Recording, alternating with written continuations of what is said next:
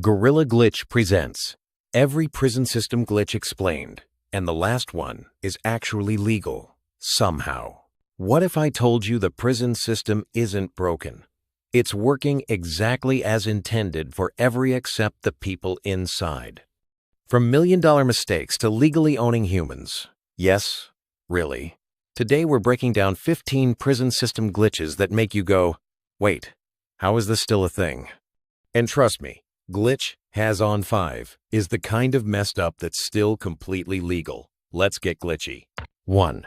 The private prison profit loop.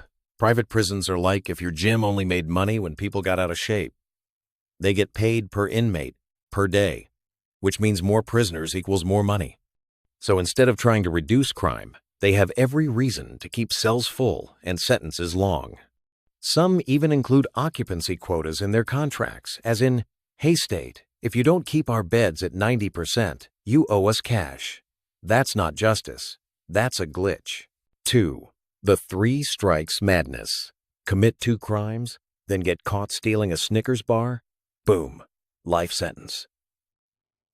3 strikes laws were designed to be tough on repeat offenders. But in reality, they've filled prisons with people serving decades for non-violent crimes. You could serve more time for stealing socks than someone else got for assault. That's not justice. That's baseball with a broken scoreboard. 3. Slave labor. But make it legal. Here's the wild part. The 13th Amendment abolished slavery. Unless you're in prison. Prisoners can be forced to work for literal pennies an hour or for nothing at all. In some states, inmates fight wildfires, risking their lives for 50 cents an hour. And guess who profits? The same systems that put them there. It's not a glitch. It's a loophole with a fancy label. 4. $20. Call to mom. Want to call your family from prison? That'll be $15 to $20 for 15 minutes. Prison telecom companies charge outrageous fees for phone calls, video visits, even email. Families already struggling financially get hit with one more bill just for staying in touch. It's pay to speak, and it hurts rehab more than it helps security. 5. Kids in adult prisons. Some states send teenagers to adult prisons. Not juvie, not rehab, full-grown lockdown. And what happens? They're more likely to be assaulted, more likely to reoffend, and less likely to recover. Putting a 1-6-year-old in Gen Pop is not a glitch. That's a crash. 6. Recidivism, roulette. You serve your time, get out, and no one will hire you. Can't get a job, can't rent an apartment, can't even vote in some states. So what do many do? Go back to what they know. 2/3 of people released from prison are rearrested within 3 years. Rehabilitation? Nah. This is just a reset button. 7. Mental health equals jail time. America's largest mental health providers are jails. Not hospitals. Not clinics. Jails. People with serious mental illnesses are more likely to be arrested, and once inside, rarely get proper treatment. It's like throwing a broken phone in the microwave and expecting it to reboot. 8. Cash bail equals jail for the poor. 2 people get arrested for the same thing. One pays $1,000 bail and goes home. The other can't afford it and sits in jail for weeks or months, even if they're innocent. Pretrial detention over money isn't safety. It's a glitch that punishes poverty. 9. Prison education shutdown. Education reduces reoffending rates by over 40%. So what did many states do? Cut prison education funding. Why? Because it's too expensive. You know what's more expensive? Rearrest, retrial, reincarceration. Denying people the tools to improve is just dumb. 10. Public defenders equals overloaded. You have the right to an attorney. If you cannot afford one, your public defender might have 200 other cases this month.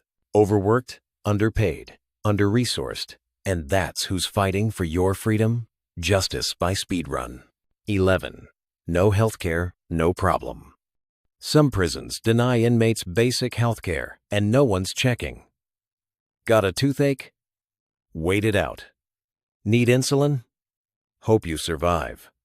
Prisoners don't lose the right to live, but the system acts like they do. 12.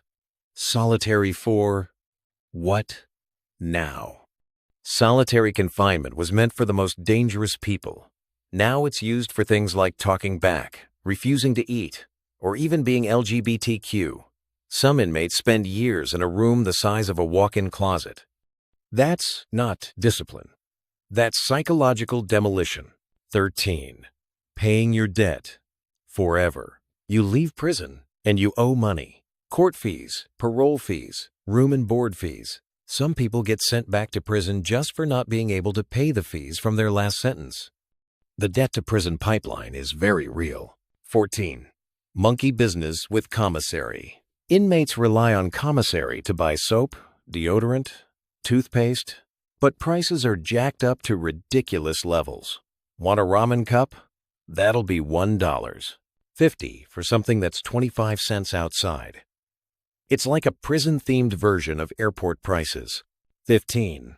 The legal slavery glitch. Here's the wildest glitch. Slavery is still legal in the U.S. Constitution. The 13th Amendment says, "Neither slavery nor involuntary servitude except as punishment for a crime." That's right.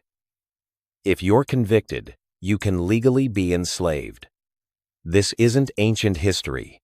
It's still happening. That's not just a glitch. That's the system doing exactly what it was designed to do. So, here's the real question. If the prison system is this glitched, is it actually broken? Or is it working exactly as it was designed to? Let me know what you think in the comments. And if your brain just glitched a little good, that means it's working. Smash the like button if you want more of this, and don't forget to subscribe before they throw me in YouTube jail for speaking facts.